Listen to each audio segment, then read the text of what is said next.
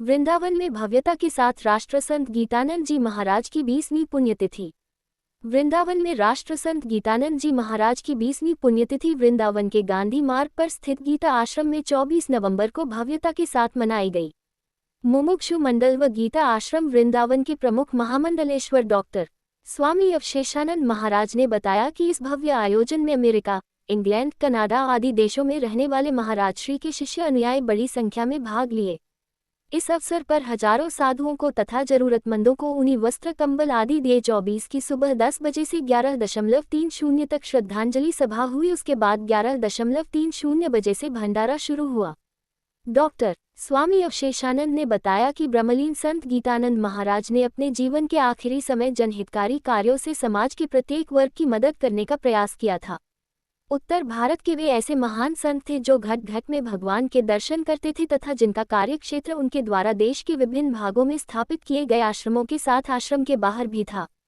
उनकी आराधना का मूल मंत्र था, प्रभु तुम हरो जनन की पीर। वे ऐसे महान बिरले संत थे जिन्हें गीता न केवल कंठस्थ थी बल्कि गीता को उन्होंने अपने जीवन में उतारा भी था।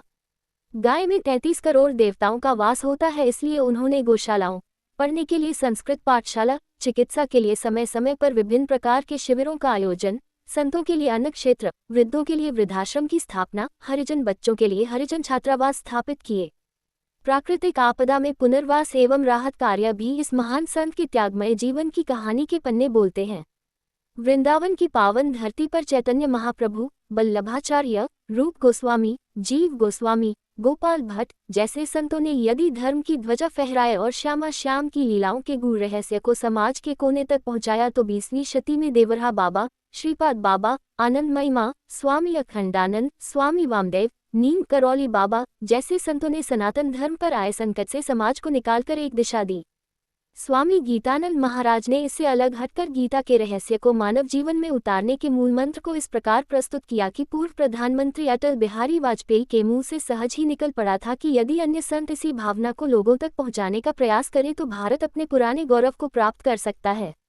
कारगिल युद्ध के बाद प्रधानमंत्री रक्षा कोष में जमा करने के लिए जब महान संत ने 11 लाख रुपये की थैली तत्कालीन प्रधानमंत्री अटल बिहारी वाजपेयी को सौंपी तो वाजपेयी अभिभूत होकर उक्त प्रतिक्रिया व्यक्त कर गए, परंतु अहंकार से सर्वथा परे संत जी ने ये कहकर वाजपेयी को और आश्चर्यचकित कर दिया था कि इसमें उनका कुछ भी योगदान नहीं है। उन्होंने तो वही काम किया है जो एक पोस्टमैन करता है। ये धनराशि उनके शिष्यों की है जिसे उन्होंने प्रधानमंत्री रक्षा कोष को दिया है। उनका सिद्धांत था कि दान इस प्रकार दिया जाना चाहिए कि दाहिने हाथ से दिए गए दान का पता बाएं हाथ को भी न चल सके। स्वामी गीतानंद महाराज दीपक की तरह थे जिन्होंने न केवल शिष्यों को बल्कि संपूर्ण मानवता को अंधकार से निकालकर समाज सेवा का ऐसा सन्मार्ग दिखाया जो वास्तविक मोक्ष का साधन है। उनका कहना था कि भगवत गीता मानव जीवन के जीने का विज्ञान है। गीता के रहस्य एवं चमत्कार को मानव अपने जीवन में उतारकर ही उसकी महत्ता और उपयोगिता का अनुभव कर सकता है। गीता मानव को जन्म से लेकर मृत्यु तक हर परिस्थिति से मुकाबला करने और उसमें दी गई अच्छाइयों को उतारने की शिक्षा देती है। स्वामी गीतानंद महाराज ने गीता पर प्रवचनों के माध्यम से समाज को बताया कि मनुष्य अपने कार्य एवं साधना से मानव की सेवा किस प्रकार कर सकता है। महाराज श्री के पास जो भी आया उसके मन को ऐसी शांति मिली कि उसके लिए वृंदावन का अनुपेति गीता आश्रम ही तीर्थ बन गया।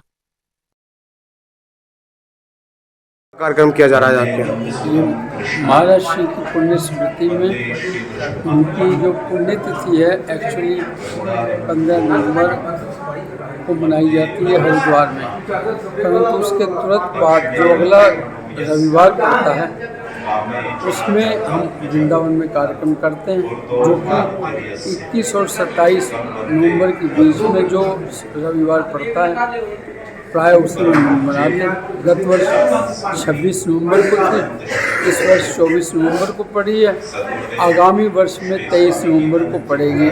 ऐसा हमारा प्रयास है। 21 और 27 के बीच में हम लोग मनाते हैं। तो इसमें संतों को शीत निवारण हेतु वस्त्र प्रदान किए जाते हैं, जिसमें कंबल, स्वेटर, इनर और चादरा वो सब चीज़ें शामिल हैं। जुराब, टोपी से लेकर सिर से पैर तक मतलब आच्छादित करने के लिए वस्त्र प्रदान किए जाते हैं। और जो गरीब और ज़रूरतमंद हैं उन सबको भी कंबल प्रदान किया जाता है और कोशिश करते हैं कि कंबल की क्वालिटी ऐसी ना हो कि 300-400 ग्राम वाला कंबल मतलब नाम के लिए, जिससे उनका तन ढके, ऐसा प्रदान करें। कहाँ से भक्त और साधु संत आए हुए हैं महाराज यहाँ?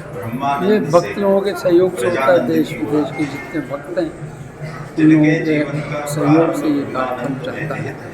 हरिद्वार में भी, हरिद्वार 15 नवंबर को हो चुका और हमारा इस वर्ष 24 को है। इसके बाद फिर यही परंपरा इलाहाबाद के उसमें भी जनवरी में वहाँ भी भंडारा होता है, चित्रकूट में भी भंडारा होता है। तो जहाँ जहाँ संतों का निवास है वहाँ भंडारे करने की कोशिश की जाती है। सभी संत तक ये हमारी भावना पहुँचे, ये प्रयास होता है।